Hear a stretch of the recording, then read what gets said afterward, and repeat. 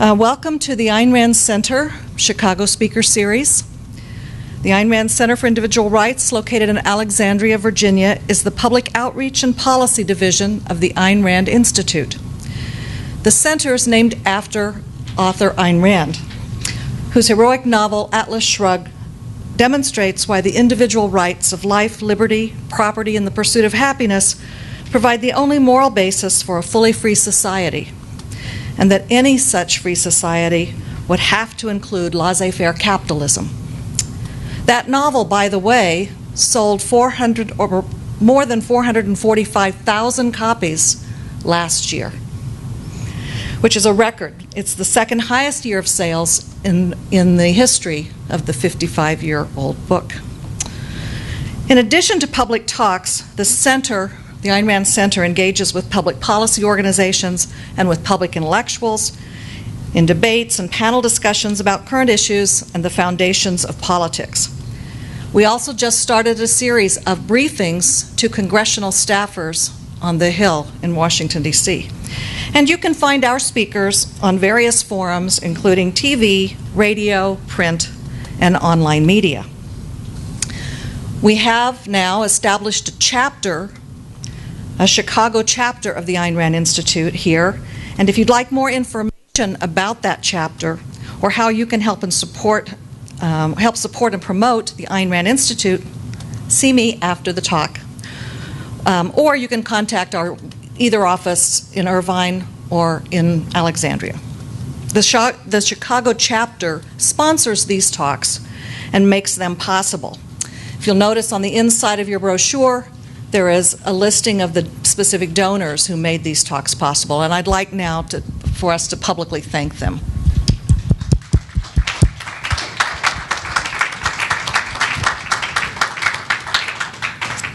Okay, before we get started with the actual talk tonight, I want to talk about 3 upcoming events here in Chicago in the next 3 months. The first is a debate. We are holding these debates around the country, and we are bringing this series of debates to Chicago next month in March. David Callahan of the progressive think tank Demos will be debating Yaron Brook, the executive director of ARI, on the fundamental issues underlying our current political and economic frenzy. It will be on the nature of government, and I urge you to come. Bring your friends, bring your family, and this is something you can bring your enemies to. But seriously, this is a really good debate, and I encourage you to attend and to come. A few weeks later, on April 19th, Tara Smith will be giving a talk on happiness. What is it? How can we find it or attain it? And are there tools that will help us to achieve it? And then on May 3rd, we will be holding a fundraising dinner here in Chicago at the Waldorf Astoria Hotel, which is formerly the Elysian, to benefit the work of the Ayn Rand Institute. And we'll have a special guest, Stephen Moore of the Wall Street Journal. More details of all of these events are on our websites, and I encourage you to go there and get the information. So now let's get to tonight's talk. It's my pleasure to introduce our speaker, Don Watkins. He's a fellow at the Ayn Rand Center for Individual Rights, specializing in capitalism and other economically related issues.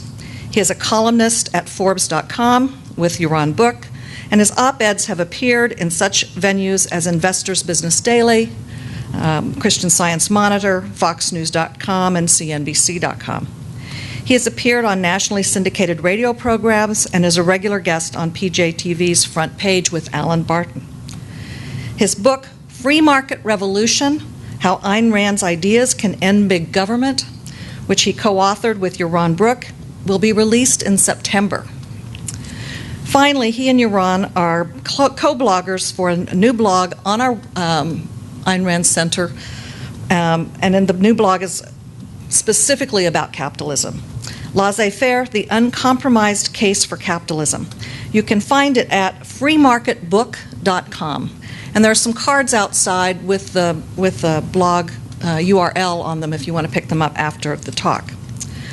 Don will be speaking tonight about what's really wrong with entitlements. So please welcome Don Watkins.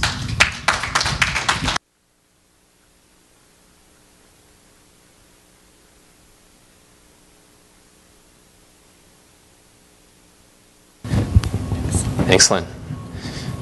Can I be heard in the back? All right, so it's not being live streamed, but it is being taped, so this will be seen by more than the people in this room.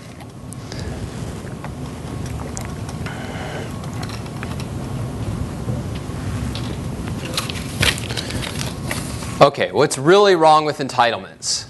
So this kind of presupposes that there's something wrong with entitlements. And it turns out that's actually not very controversial today. Of course, why would it work? There's a general agreement among people that the big three entitlement programs, Social Security, Medicare, and Medicaid, are facing a real problem. And the number you have to keep in mind is right here, $100 trillion. These programs face $100 trillion, more or less, in unfunded liabilities. That means commitments the government has that it doesn't know how it's going to pay for. Now, that's kind of an abstract number, so I want to make that a little more real to you. This here is stacks of $100 bills equaling $1 billion. This, on the other hand, is $1 trillion. And I don't know if you can tell, but that little speck to the far left, that's a human being. Now imagine 100 of those. That is the shortfall that these programs face. And there's really only two ways that you can ever make up this kind of shortfall. One is to get more revenue through, in the end, higher taxes, or to cut services. Now you can't, in reality, tax your way out of this kind of hole. So this is what people are saying is the problem with entitlements. The problem we face is how do we save the entitlement state in light of the fact that we have this out-of-control spending that we don't really know how to bring back in control. But when I listened to this debate, something kind of jumped out at me as a little weird. Everybody agrees there's a problem, and yet nobody's done anything about it. Nobody's done a thing about it. And indeed, anybody who has tried to do something about it, say Paul Ryan, is basically tarred and feathered. And so imagine, if you will, you walk into a hospital and there's a patient, dying on the table, and there's a bunch of doctors surrounding him, and they all go, yeah, well, we definitely have to operate on this guy, and yet nobody's doing anything. And in fact, one of the doctors tries to step forward and they punch him in the nose. You'd think there's a real question here. What is going on that we have this mystery where action is imperative, action is necessary, and nobody's taking any action at all? And so that's what I wanted to understand. Now you might think, well, this is not the hardest mystery in the world to solve. After all, there's people getting benefits, and they don't want to give up the benefits. Not exactly the world's greatest Agatha Christie novel. But there's certainly a truth to that. There's no question that there is entrenched beneficiaries who don't want to give up their benefits here. But just think about some things that make it clear this can't be the whole story. So first of all, it's important that most people are not a beneficiary of the big three. That it's a minority of Americans who are gaining benefits from Medicare, Medicaid, Social Security. And yet these things are almost universally popular. And indeed, even if you talk to people who say, I don't think these programs are going to be around when I'm old, I don't think that I'm going to see one dime of Social Security. Well, if you ask them, well, then shouldn't we unravel these and phase them out? They'll say, well, no, are you crazy? We need to make them workable. We need to make them sustainable. Second of all, it's simply not true that people will never vote against their perceived financial self-interest. I'm from Southern California, and if you know anything about Californians, we really like voting against our financial self-interest and do it on a regular basis, whether it's voting for tax increases or energy hikes in the name of being green. So this couldn't be the whole story. And so I wanted to figure out this question, this fascinating, to me, mystery of why is it that entitlements are a third rail? Why is nothing ever done to change them? Well, when I talk to people, almost universally, the answer I'm given for why do we need an entitlement state boils down to some variation of, well, if we don't have entitlements, people will starve in the streets. And indeed, they'll say, before we had entitlements, wasn't it true that people were absolutely starving in the streets? Now, there's no question. None of us want to live in a world where people starve in the streets or anything like it. That's certainly not the kind of world that I want to live in. So I did something a little controversial, and I decided I was going to go look up the history. What was America like in the age before we did have an entitlement state? Now, just as an aside, there was an era before we had an entitlement state. I guess, for those of us who went to public schools, it's not always clear what happened in America a while back. But I mean, the real inauguration of the entitlement state was Social Security in 1935. And so I'm primarily talking about the period leading up to that, and particularly the century leading up to that. So what actually happened there? Well, it turns out people did not starve in the streets. There's nothing close to it. The people were actually able to survive and indeed thrive at the time. And in fact, they found all sorts of amazing, creative ways to cope with life's challenges. So I want to show you a chart, and some of you may have seen this before. This is showing world GDP per capita, so basically the standard of living of human beings going back to 1500. But, I mean, you can extend this line back as far as you want. Basically, for most of mankind's history, we've lived pretty shabby existence. And a pretty unchanging existence. That for most of our history, it was a real struggle to survive. Now, things started getting better, at least in the West, during the 18th century. But what we see here is during, above all, the 19th century, this complete unprecedented explosion in people's standard of living. In fact, I mean, between 1800 and 1900, real wages of work, the average American worker, I mean, they more than quadrupled. And this is something, as we said, that was just never seen before in human history. Now, not coincidentally, something else was happening towards the end of the 18th century and during the 19th. And that was economic freedom.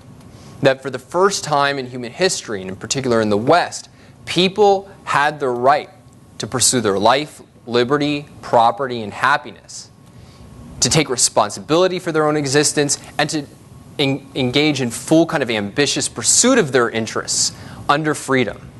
And that this is what unleashed this torrent of creativity and productivity that really lifted mankind out of poverty.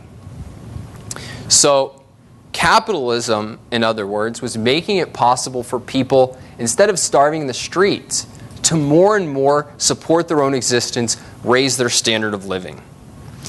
Now, if you do decide to look back at what the 19th century was like,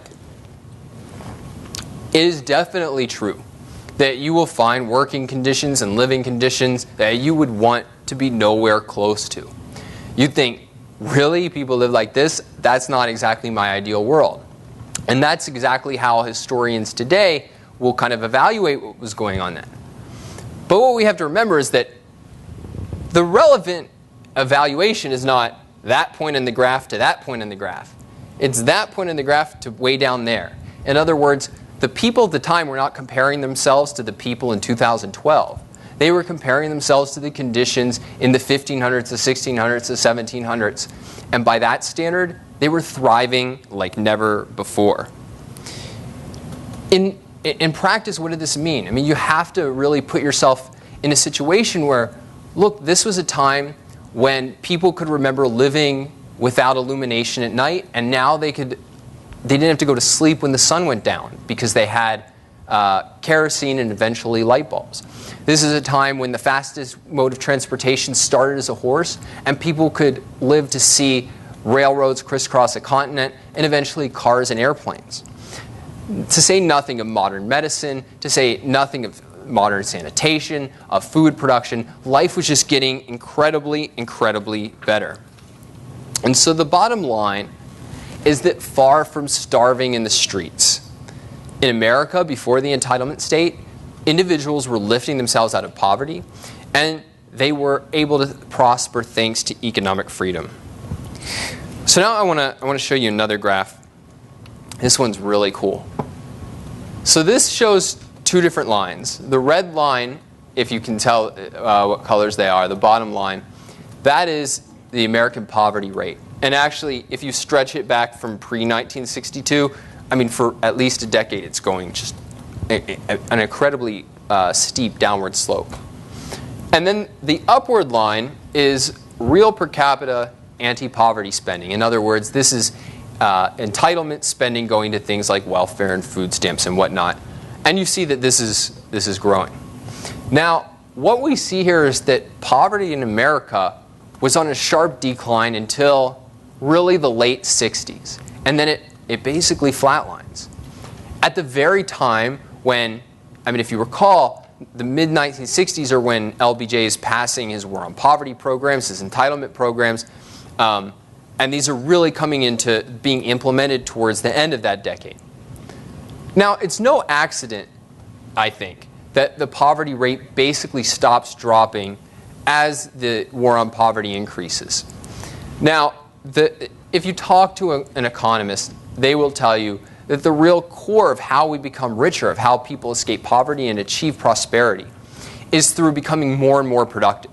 In other words, with the same time, the same human effort, we're able to create increasing amounts of wealth. And how that happens?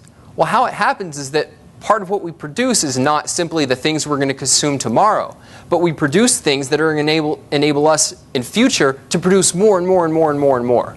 So instead of, for instance, just producing a turnip, you're going to produce, say, a tractor, a new factory, things that are going to increase your level of productivity. But where does capital come from? Well, it comes from savings. It comes from people producing things that they don't consume right away. Well, where does all this anti-poverty spending come from? Well, it comes from reducing people's savings, reducing investment, reducing capital accumulation.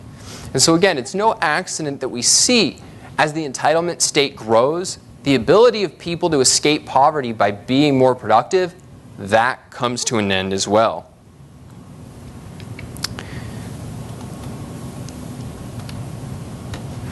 So we have a situation where people are escaping poverty, they're supporting their lives, but you may be thinking, okay, look, makes sense. By and large, people are able to get by, but isn't the entitlement state really about the fact that some people hit hard times, some people slip through the cracks, and aren't we just trying to create some kind of safety net for those exceptions among us? Well, so let's talk a little bit about what happened to the individuals who, say, for some reason or another, couldn't work at this time. Let's say they get sick, they lost their job, something kind of prevents them from this whole process of becoming increasingly more productive. Now, I'm not going to go through this whole list, but I just want to talk about some of the essentials that people did to cope with life's challenges at the time. Now, the first thing people did is because they knew there was no government safety net, is they took responsibility for their own lives. And an important way that they did this is by saving. Now, their incomes compared to ours were quite meager, but just as the Chinese save an incredible amount of their incomes, so at the time, people who knew that they were the ones responsible for their lives saved a very high amount of their incomes. And so if a person did lose his job or a person did get sick, he would see himself through, and his family would see themselves through by relying first on their savings. They would also turn to things like commercial credit, and they would also turn to friends and family. Now, sometimes this would be for financial loans, for financial gifts, but many times it would just be, hey, you move back in with mom and dad for a couple years until you get back on your feet. Or mom and dad, now that they can't work, move back in with their children. Or very often you'd have, you go to your local butcher and say, hey, Joe, look, I can't pay you this week, I'll get you next week. Is that cool? And that kind of thing went on all the time in a free, pre-entitlement America. There was also an abundant amount of private charity at the time. And indeed, historian Walter Tratner, he actually disagrees with my assessment of the entitlement state pretty much 1,000%. But we agree on some of the facts of the time. And I mean, he points out that you could go to the average city in that era, and you could find hundreds of pages of charitable organizations that were there just to help out the deserving poor, to take care of those people who otherwise wouldn't be able to eat, otherwise wouldn't have a place to live. Now, he called it an embarrassing amount of private charity. And you can ask in the question period, if you're curious, why he thought that was embarrassing. But nonetheless, there was an incredible amount of charitable giving at the time. Now, this last point this is so cool. I had never heard of this before, but mutual aid societies. So a mutual aid society was a private organization that people would form where you would join, in effect, kind of a lodge, and you pay membership dues, and it would guarantee you support if certain kinds of bad things happened to you. And so it was, in effect, like a precursor to insurance. And so people were able to privately and voluntarily insure them against things like having health problems, like not being able to work, like taking care of burial rights and so on. And these mutual aid societies were, I mean, they were the most widespread private organizations in America at the time, second only to religious institutions. And indeed, arguably in certain times, were even more widespread. And so this was a way in which people in an era before entitlements were able to respond to the very kind of risks that we're told only the entitlement state can protect us against. But these were not kind of like worthless little holdovers until the government got its act together. In many ways, this was an advantage over and above the entitlement state we have today. And above all, that's for a very clear reason. That is, these were private, so it was not just a one-size-fits-all bureaucratic solution. You got to really look for the society that met your needs as an individual, that met your family's needs. And two, it was voluntary. So you only entered into it if you thought, yeah, this is a good deal. This is actually a net benefit to my life. And so, I mean, you can ask yourself, how many of us would like continue to be pay towards Social Security right now if we had a choice? I mean, I certainly wouldn't. So if the vast majority of Americans could and did support themselves at that time, how much easier would it be today when we're so much richer? When most of the poor have air conditioning, a home, a car. Indeed, 30% of them, I'm not making this up, own 2 cars. It really boils down to this, to kind of summarize where we are and what kind of puzzle we're facing now. So 1, everybody agrees the entitlement state is broken. 2, the entitlement state is unnecessary to lift ourselves out of poverty or to deal with life's risks. 3, the entitlement state indeed keeps people in poverty. So why in the world is it a third rail?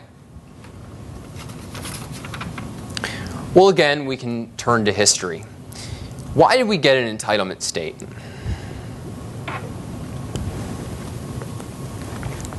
Well, I think it's important to realize that the entitlement state was really a product of people with an ideological agenda. That it was not pushed primarily by the man in the street, but by the man in the ivory tower. It was pushed by people, starting with the progressives, who had a different vision of what America should be about.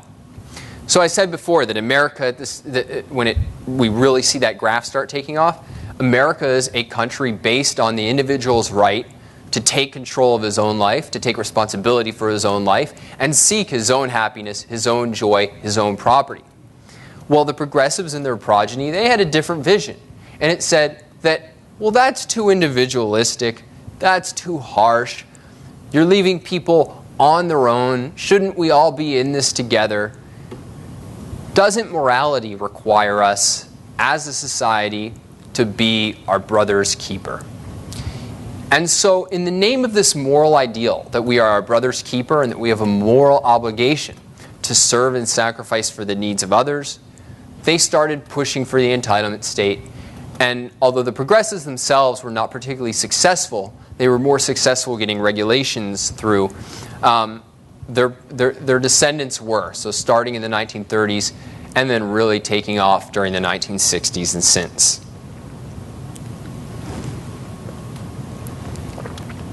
Parenthetically,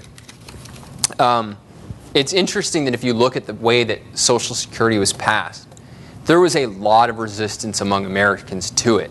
And indeed, FDR had to present this redistribution program not as a redistribution program, but as an insurance program, which it most emphatically is not.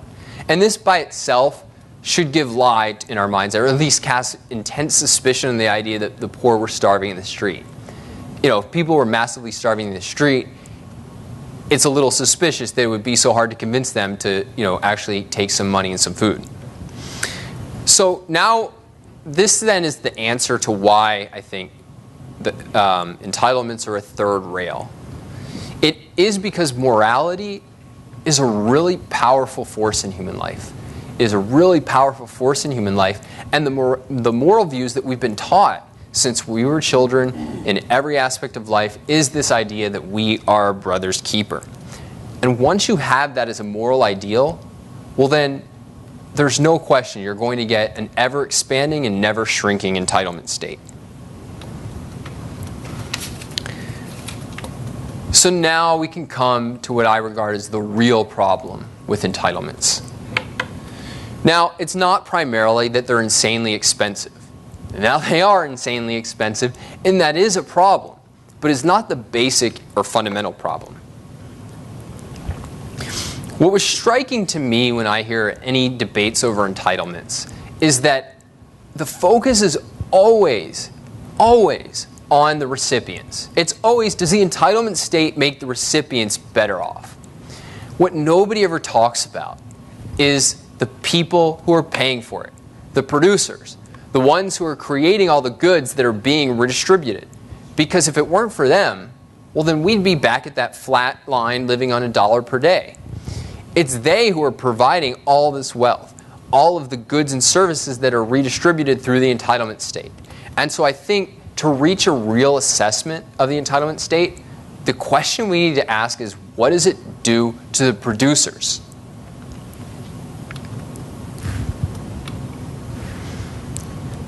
These are not the producers. Dogs produce exactly nothing. They are great consumers, though. Has anybody here ever read the book Where the Red Fern Grows? Okay, well, it's one of my favorites. And it starts the story, so this is taking place in the Ozarks back in the 30s. And there's a little boy, he's 11 years old, and he decides he wants 2 hounds because he wants to be able to hunt in the Ozarks. But there's a problem. He's dirt poor, and the hounds cost $50. So he gives up? No. He decides, all right, I'm going to earn this $50. And so the book kind of describes what he goes through. I mean, he's catching crawfish with his hands and selling them, buckets of them to fishermen for 15 cents a can. He's picking blackberries. If you've ever picked blackberries, you know that the plants are covered with thorns. So he's coming home all bloody, getting 10 cents for a whole can of blackberries. It takes him 2 years, but he finally gets these 2 dogs. Now, I want you to imagine, say, local Sheriff Obama wanders upon him and his 2 dogs, and he says, "Hey, great job. I'm really impressed with your success, but we have a problem. We have a problem of unfair dog distribution. We need to have equality in the number of dogs, because poor Billy down the street, he has 0 dogs, and you have 2. So look, I don't begrudge you your success. I'm not going to take away your 2 dogs. But why don't we give Billy one of your dogs? Then we'll have dog equality." Now, I mean, this would be obviously just so atrocious and so wrong. There's a real sense that people have that it is wrong to take something from somebody that he has earned. If a person's earned it, if they've exercised the effort needed to gain it, Well then, by what right do you take it and give it to somebody else who didn't earn it? So let's take a step back then. What are entitlements? Well, in the simplest, an entitlement is when the government gives somebody money simply because he needs it. Somebody has a need, and the government comes along and says, here, we'll take care of it for you. So where does the government get the money? Because the government doesn't have any money, right? The government has to get it from producers. It has to take it from those of us who do create stuff, who do earn money. Now, where did we get it? Again, we earned it. We went to work, we went to a job, we exercised our productive ability, and we come home with a paycheck. And what the government does is says, well, we'd like to take some of that paycheck and we'd like to give it out to causes that we regard as better, as more worthy.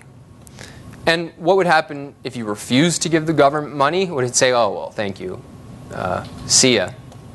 No, I mean, the government's not asking for donations. It will take the money. And if you still won't give it, the government will put you in jail. It will pull a gun on you in order to take that money and give it out to those it regards as worthy. So, question. How is that different in fundamental terms from stealing? How is that different from the kind of scenario I painted with the boy from the red fern? Well, the only answer that's ever been given is that in one case, morality commands it. If we are our brother's keeper, then it is right to take from people what they earn and give it to people who didn't earn it. Well, in my view, though, that is not an explanation for why this is in a morally different category than stealing. What this is, it's an indictment of the morality that says we are our brother's keeper. Just think of yourself for a minute. Let's say for some reason or another, you need an operation and you can't pay for it. Now, how would you deal with that kind of scenario? I mean, I'll tell you what I would do. I would go to my friend or my neighbor and I'd say, hey, look, I'm in a really rough spot right now. I'd really appreciate it if you would help me. I know it's not your obligation. I know it's not my right, but it would mean a lot to me if you help me. And I think that's what most Americans in their private lives would do. Now imagine a different scenario. And you might have to imagine it since, all right, there we go. Imagine a different scenario where a neighbor marches up to your house, pulls a gun and says, I'm in need, give me your wallet. After all, you may have earned the money, but I'm the one who needs it. Now here's the thing about the entitlement state and about the you are your brother's keeper morality. According to that, your neighbor is in the right, and you, wanting to keep your money, you are wrong. Now I regard that as a moral obscenity, but it's worse, because think about it. Who does this benefit? Who gains from such a setup, and who loses? Well, take Social Security, for instance. Who loses in the Social Security setup? Well, it's the rational, responsible, productive person. The kind of person who would have spent his money rationally, carefully, to really tend to his own life. Maybe he would, instead of saving for retirement, say, I need to use everything I've got right now to invest in my business and, start saving for retirement in a couple of years. Or maybe he would start saving for retirement. And then he'd think carefully about where to invest it, how to save it, how to diversify it, and so on. Who would win then in such a setup? Well, it's not going to be the person who just suffers through no fault of his own. As we've seen, that kind of person is able to survive and thrive. I guess we're in a big city. That happens all the time. He's able to survive and thrive, as we've seen, in a world without entitlements. No, the beneficiary is not the unable. The beneficiary of the entitlement state is the unwilling. It's the people who are irresponsible, unproductive, who couldn't be bothered to think 4 days into the future, let alone 40 years. So the bottom line is that the entitlement state is sacrificing the best of people and the best in people to the worst. So we face a real choice in this country. What kind of country do we want this to be? What kind of country do we want to live in? Do we want to live in a dog-eat-dog nation that punishes productive Americans for the sake of parasites who feel entitled to other people's wealth? Or do we want to be a nation of free, productive, independent individuals who deal with others not by picking their pockets, but through mutually beneficial voluntary trade? Which is truly the moral society? Thank you.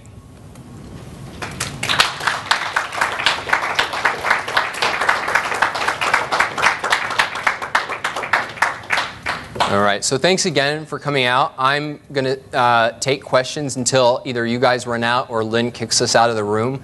And if we do get kicked out of the room, you can still come up and ask me. But I also want to encourage you, as she said, I have cards with both our blog address and it also has my email address out there. And I definitely would love to hear from you if you guys have any comments, criticism, recommendations, anything. I mean, I really do this to try to be a resource to people who are interested in these issues, because I'm very interested in these issues. And I also encourage you on September 18th to buy my book, and even more than that, it should be available for pre-order in the next 4 to 6 weeks. And if you do pre-order it, that helps us a lot, because it really makes a difference in kind of how the book gets pushed beforehand. So with that, you can line up the microphone, and I'll start taking questions.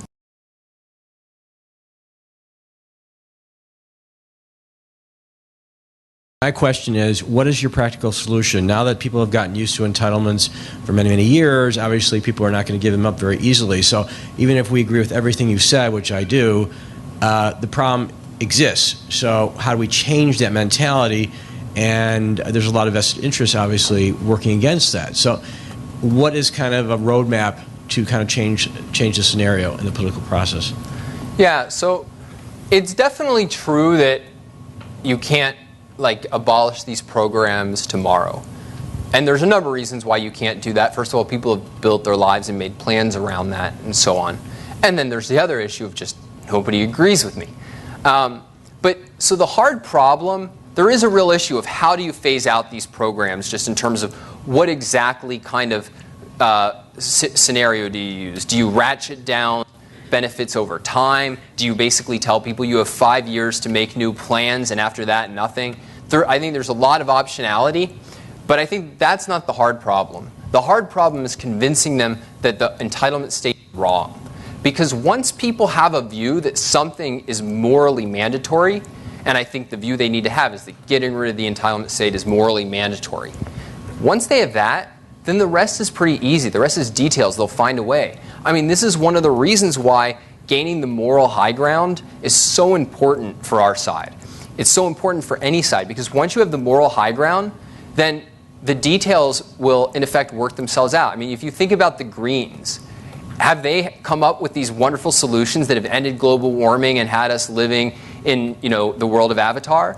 No, but because people regard these things as morally mandatory and as right, and the Greens have taken the moral high ground, well, then people go, well, this didn't work, but now we've got to find something. We'll find something else that does. We'll find some other program, some other way to go about it.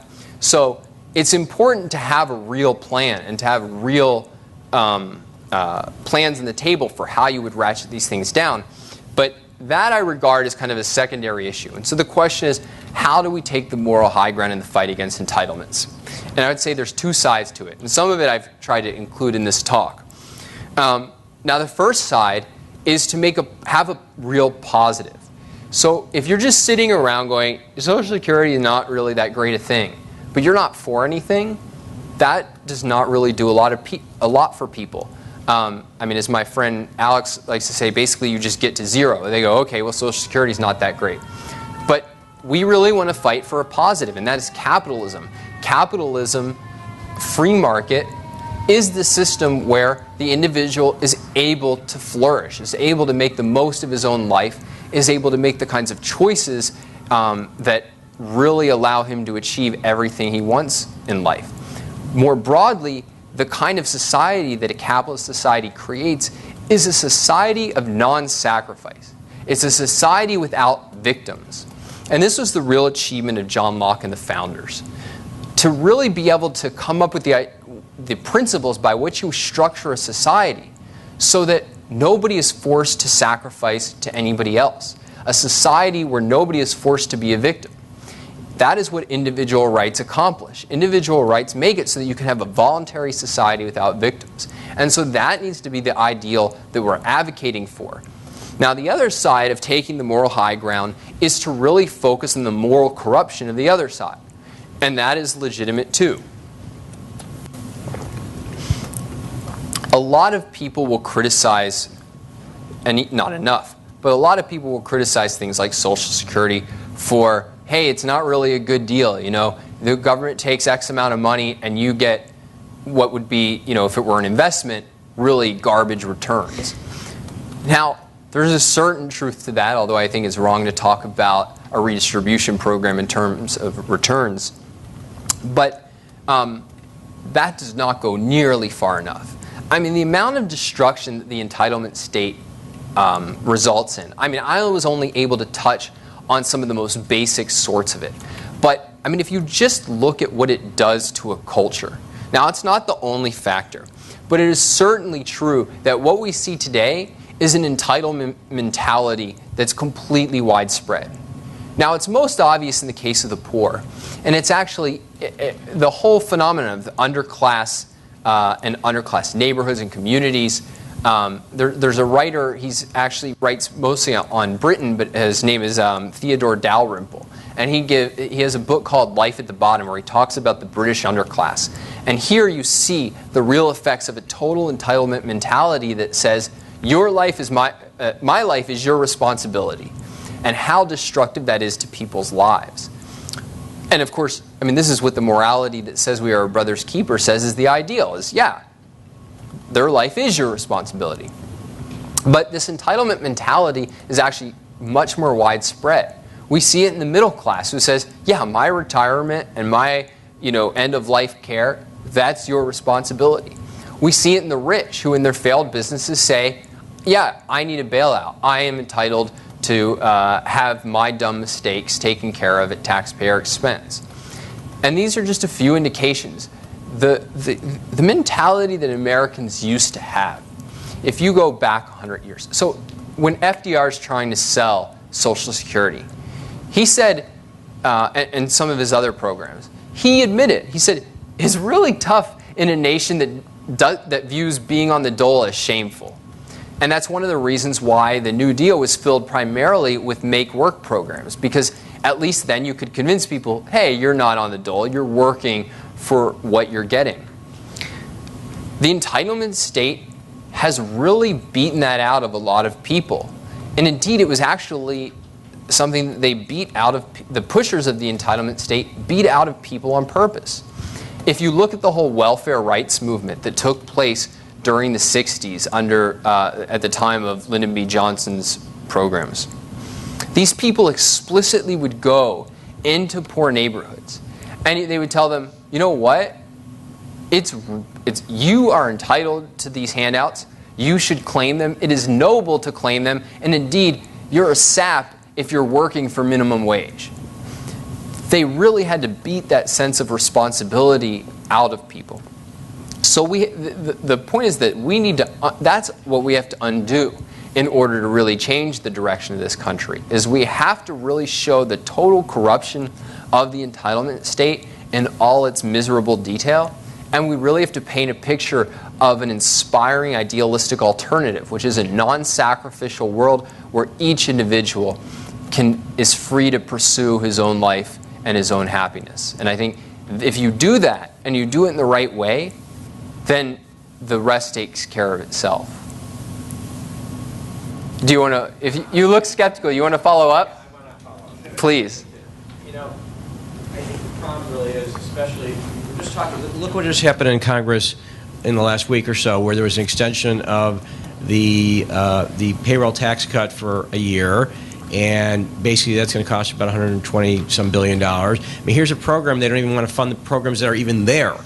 I mean, people who are not educated, who feel that they have no other opportunities in society, that they're never going to really be able to make a decent wage, there is no incentive for these people to want to get off the welfare system, out of the welfare system. And the problem is when you don't require people to have a certain education, I mean, what do they expect? If you don't have an education, you are going to be a poor person. That's just the way it is in our society. If you don't have an education, you're poor. But people in this country do not understand what being poor is compared to most of the countries in this world. If you go to South America, if you go to other places, you go to Asia, people that are poor are really poor. People in this country that are poor are very middle class compared to a lot of other countries, or even beyond that. So when you have this kind of mentality, people are not afraid of being poor anymore, actually, because they can live reasonably decently. So I don't know how you're going to get people that are not educated to buy into this philosophy when, if they don't get an education, they're much better off with a welfare state. Yeah, so you raise a number of interesting points, and I'll say a few things to comment. So first of all, it's not necessary to convince everybody that, a nation's policies are not going to be determined. You don't need unanimous agreement, and I don't think that it's the poor and the uneducated who are the primary drivers of policy. So even if it's true that there's people who they're so entrenched in a certain mindset, I don't think that's a reason for us to despair. On the other hand, I also think that there's better people even there, and you can really get them inspired to kind of take action, even at that level, because they're the ones who look around and see the real destructive character of what's around them. Second, I definitely agree with you about the issue of how much poverty there is in America. Just as an aside, the government standards for measuring poverty in this country, in effect, are, you would live like a king in other countries. The World Bank, I think, has a more objective measure of poverty, which says living on $2 or less a day. Now, by that standard, no American is poor. You can get more than $2 a day in a garbage can, which is not to belittle the hardships that people face, and there are real hardships, but it's not poverty by any objective standard. But the more important point you raise is education. And I agree 100%. We have a real problem with education, and that's precisely because we've had these awful government schools that can't teach people to read, can't teach, and the only thing they do teach them is how to recycle. So I think if you really, one of the important battlegrounds here is the fight over government schooling. And I think that I didn't mention it in the talk, but that is part of the entitlement state, the whole idea that you're entitled to an education at other people's expense, and one of the most immoral and destructive. Because think about it this way, if people are afraid, as many Americans are, to give government control over health care, how much more corrupt is it to give them control over the ideas that our children are taught? So yeah, I think there's a lot of problems that need to be solved. It's certainly not easy, but there's no alternative. It really is possible to change minds. The countries have become more free in history. Just look at something, to take a counterexample, take slavery in the United States. Here was a situation in which there was entrenched economic interest, entrenched racism that backed it up. There was all sorts of reasons why a person would say, you can't abolish slavery in this country, it's just simply impossible. And yet, people who were able to take the moral high ground and wage a real moral campaign, they succeeded, and they succeeded faster than I think people would have predicted was possible. And so, although I'm not a Pollyanna who thinks, yeah, this is given, we can definitely win this kind of battle, on the other hand, I'm not a pessimist. I think that if you have the right arguments, and you make them, and you distribute them in the best, most effective ways possible, you have a fighting shot. And so I think it's important to say, our odds aren't great, but we can fight this fight. Hey, Don, I have a question. And Sure. First of all, thank you for your terrific talk. You put an illustration of your neighbor coming with a gun to rob you for their entitlements. But obviously in the real world, it's not the neighbor, him or herself, it's the government. Why is it that there's that sense of well, it would be immoral, obviously, if the neighbor him or herself did it, but it's okay when government uses its force to further the entitlement state. Yeah, no, that's a good question. So part of it is just that people don't really boil it down. They don't kind of break down what really is going on in this kind of phenomenon. It's just, well, the money disappears from my check, and then, at the end of the year, maybe I get some of it back, or maybe I have to pay a little bit more. So in other words, it's not perceptually obvious. It's not that Barney Frank shows up at your house and says, "Write me a check, John." Thank goodness. So I think that is part of it. But I also think there's a real view that the whole meaning of what government is legitimized force. And what legitimizes it, according to most people's view, is the fact that it's a product of democracy. And so there's a view that, well, hey, Don, you're calling this stealing. But look, government is not some random stranger who comes to your house and steals. Government is all of us making collective decisions about what we value and what we want to pay for. And this is just government following up on that obligation that we all have as being citizens of a democracy. So let's break down democracy for a second. Because I am definitely not a fan of democracy. Now, certainly, we choose our representatives through voting. That's not the issue. The issue is, what is the purpose of government? Now, the democracy idea says, well, the purpose of government is to do whatever the majority says we should do. If you get 51% of the people to agree to take 50% of John's money or Don's money, then that's what it should do. If you get 51% of the people to say, hey, we don't like what you're talking about, Socrates, we're going to send you to your death, well, that's what is right to do. Well, America was not founded as a democracy, and indeed, the founders were very critical of democracy, which they regarded as mob rule. The whole achievement of John Locke and the Founding Fathers was to have a limited government. Limited by what? Well, limited by the inalienable rights of the individual. And inalienable has a real meaning, which it means if 51% or 99% or everybody except one says we want to violate your rights, they are wrong. They don't have the right to do that. And government exists not to go around doing whatever the mob wants. It's there to protect each individual so that you can make the most of your own life and deal with people on voluntary, consensual, mutually beneficial terms. So I think if people, one reason why it's so hard, they don't see this as stealing, is because they don't have that clear picture of rights. They have more of this kind of foggy picture of, well, isn't this something that we decide together? Well, we don't decide anything together. Some individuals vote for something, and some individuals voted against it.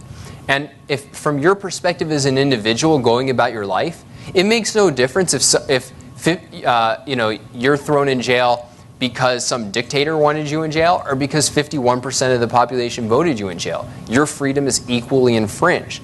And so it's the same thing in the case of entitlements, is your wealth that you earned is being taken from you without your consent. There was one other point I wanted to make about that. Oh well, I lost it. If it comes back to me, I'll let you know. Well, so I'm curious, for those of you who agree with me, like, what arguments do you usually encounter about these issues that you find challenging? And for those who disagree, you still have an opportunity to come make your case. Well, so one of the things I often hear is people really take a lot of objection. They really object strongly to this idea that entitlement programs are redistribution, or sometimes they'll put it as Social Security and Medicare, these aren't entitlements. And so what they'll say is, look, I paid into it my whole life, and now I'm just kind of getting back my return. Now, there's an element of that I very much sympathize with, which is that it is a complete corruption that people have been forced to have tons of their money thrown into these programs, and now, they turn 70, and it's, I mean, that would have been my savings right there. I don't have it. I've quote, paid into it. Shouldn't I be helped out? So in that sense, I think it's certainly a bad position to be in. But let's get clear on what these programs actually do. So take a genuine insurance program. So first of all, it's voluntary. It's competitive. And what happens when you pay, say, your auto insurer each month? Does that money just get funneled to current claimants? Well, part of it does, but no. A lot of what goes on is he invests it. And so that money gets invested in future production that is going to be used to pay for future claims. That is not at all what programs like Social Security and Medicare do. Those are very straightforward. They take money from people who are producing now in order to give it to people who aren't producing now, the people who are reaping benefits. It is simply a transfer program. It's not invested. It is purely consumed, which is one of the reasons why economically it's so destructive. It's the government sucking so much wealth out of the economy and out of our ability to produce. So now morally then, it simply is not true that a person who's had his money stolen for most of his life then has the right morally to loot other people. But again, that does not mean that you would just cut such a person off, because he's been the victim of a real immorality, and he's had certain commitments made to him that he's planned his life around. And so again, you have to have a period of adjustment that allows people who have had those promises made to them kind of deal with it. But that does not make it a situation where what they're just getting back is returns on an investment. There was no investment. They were robbed, and now unfortunately other people are going to continue to be robbed.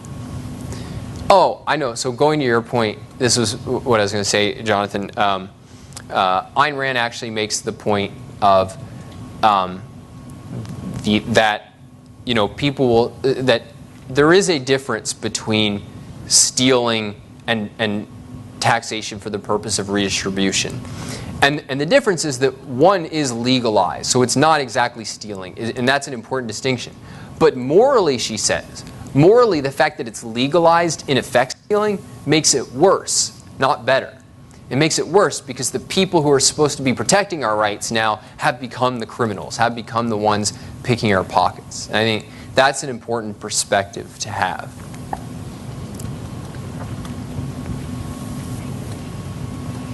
Hello. I was wondering, have you given much thought to exactly how this is all going to go down in the future? I think that big changes throughout history really only come about in the events of crises, and it's the role of intellectuals like yourself to lay the groundwork so that when a crisis does come, there's options lying around for a society to implement.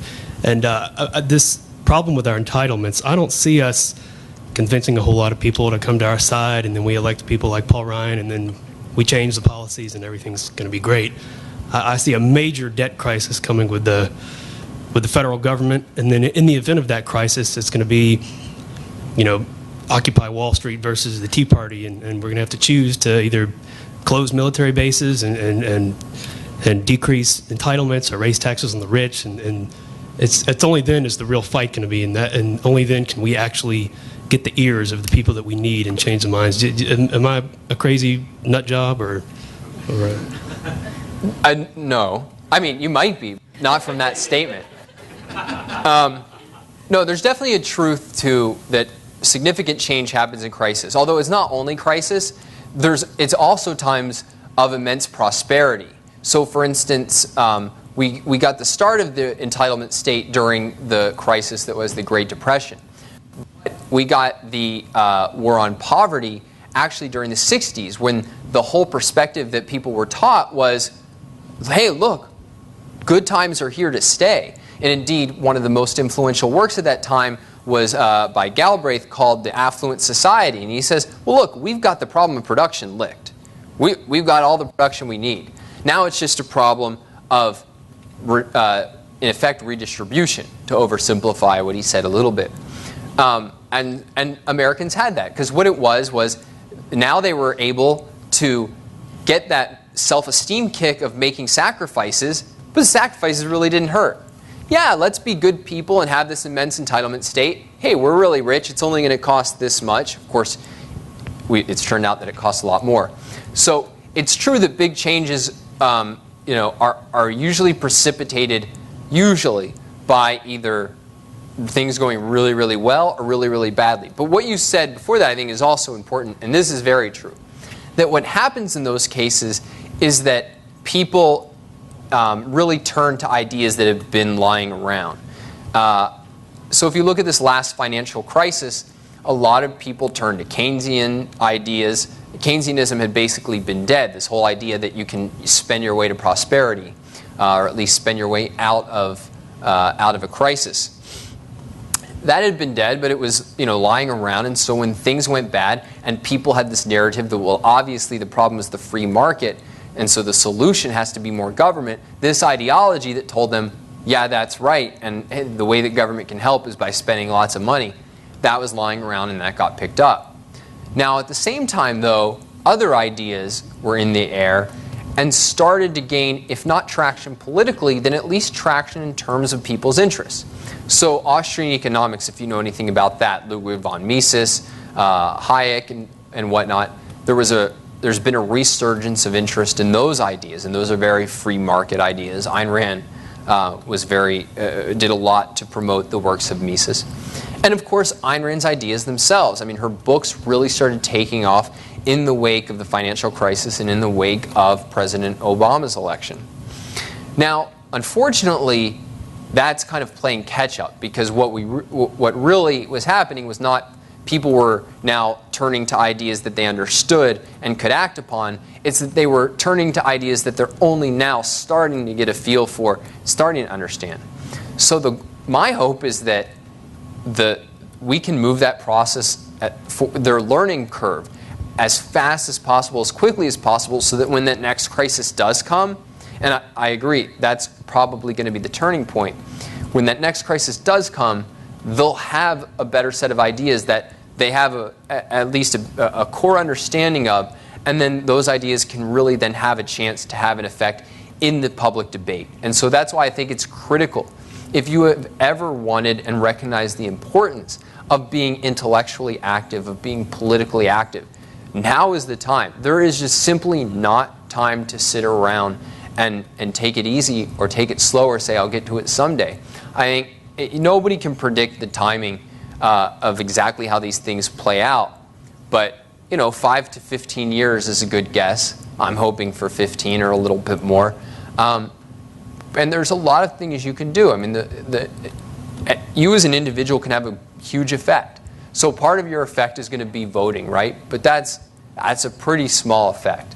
But the ability to influence people's thinking just by talking to them, by forwarding articles and talks that you think are really good and convincing, by giving money to organizations that you think are really out there effectively promoting your ideas, all of these things are ways that you can, as an individual, can have incredible leverage and influence in the culture.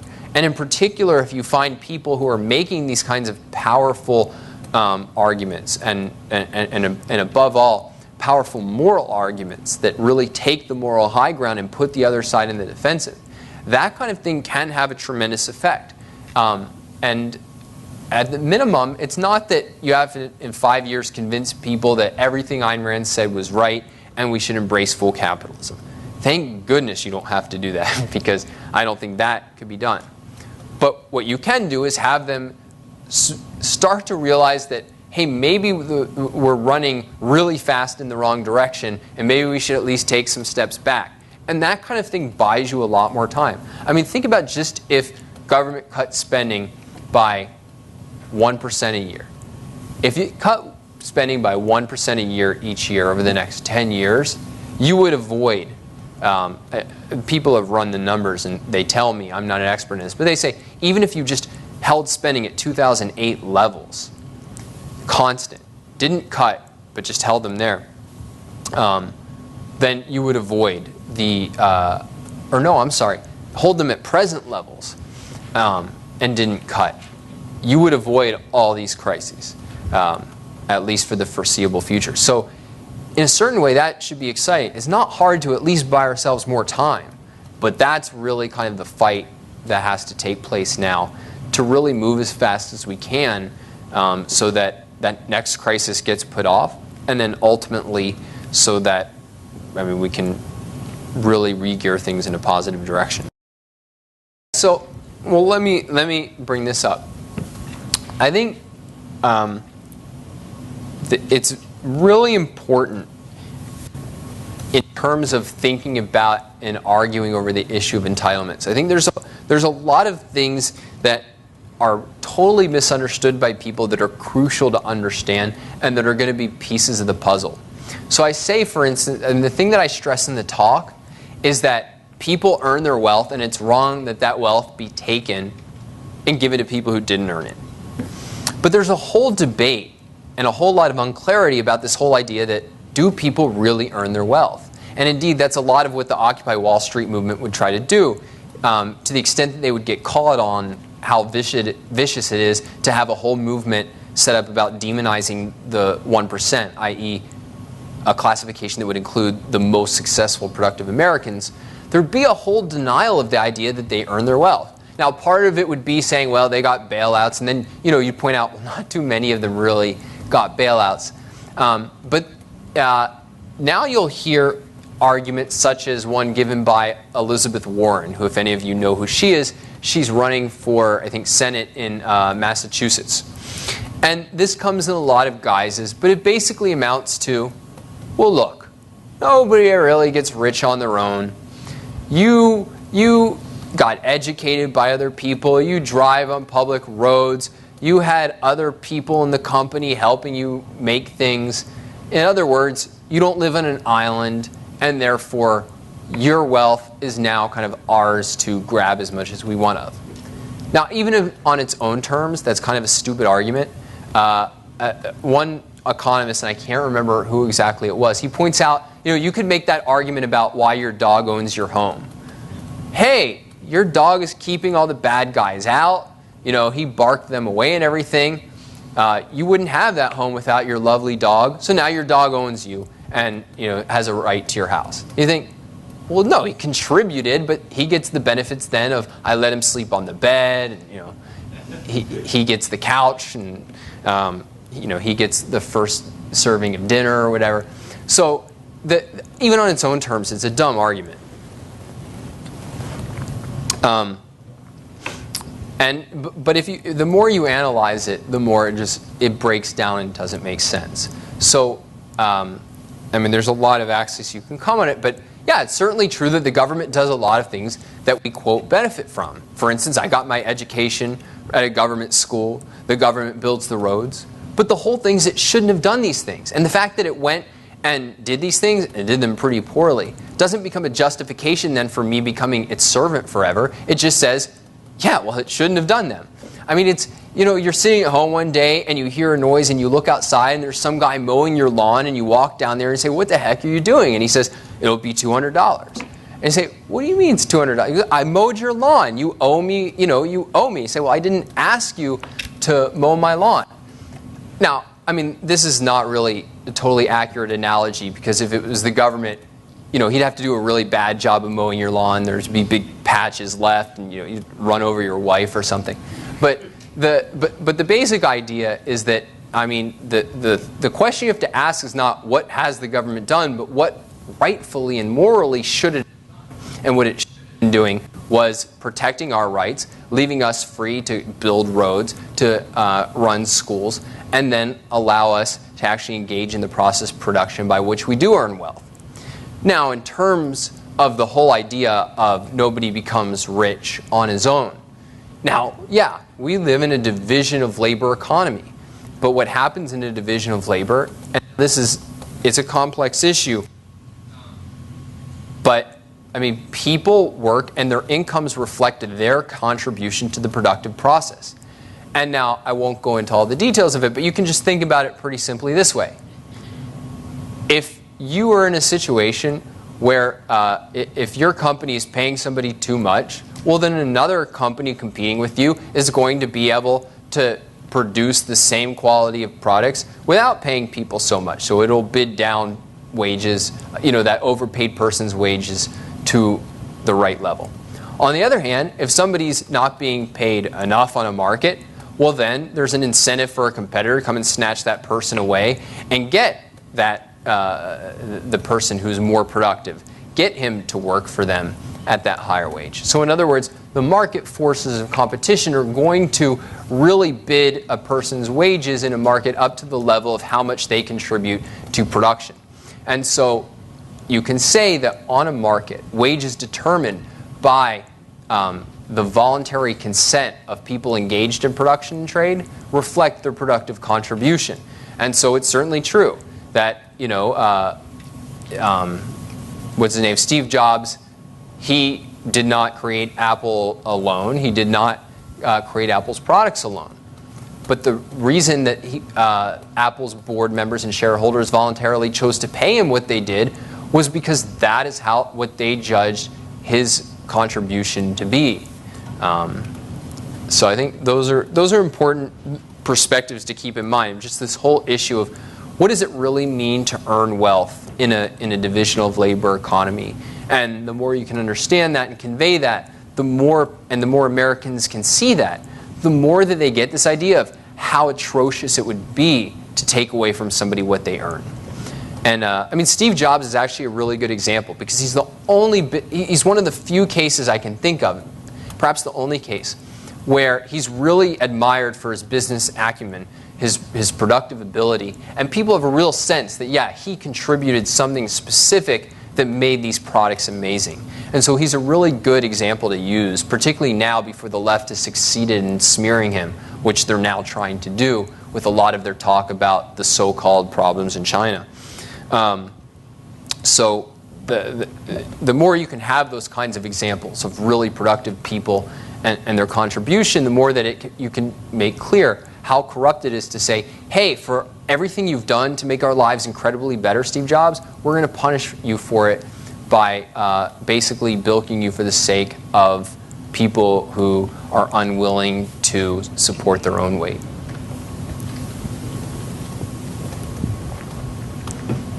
So feel free also, I mean, if you have any general questions about Ayn Rand, about the Institute, about, you know, my forthcoming book that you haven't read, yeah, feel free to ask those as well. I'm happy to answer them. I have one more question about entitlements and government benefits in general. You hear the term a lot from our president about through no fault of their own or his own, that entitlements are there, you know, someone's lost their job through no fault of his own, they get sick obviously through no fault of their own. Speak to a bit about how you would counter someone who would say, well, this person is deserving it because they did, to your point, work real hard, they did follow all the rules, but yet this has happened to them through no fault of their own. Aren't they deserving of some handout or assistance from the government, from the people at large? Yeah, no, that's a good question. I mean, so there used to be this distinction in Victorian Britain and also America of the deserving versus the undeserving poor. And the deserving poor were either people who wanted to work but couldn't, you know, they got injured or something, or who weren't expected to work, like mothers of young children or young children themselves. Now, there's a difference. To say that they were deserving didn't mean that they had earned wealth. It was precisely they hadn't earned it. That was the problem, is if they had earned it, they would have it, and they would be able to survive. But they were deserving in the sense of they were suffering through no fault of their own legitimately. Well, in a free country, that's exactly why you have private charity. In a free country, nobody's going to stop you from helping those kinds of people that you judge as deserving. So to say that we need an entitlement state to protect the deserving poor is just simply not true. That those people were taken care of abundantly in the time before the entitlement state, and those are exactly the kind of people that you'd expect to be taken care of in a society without an entitlement state.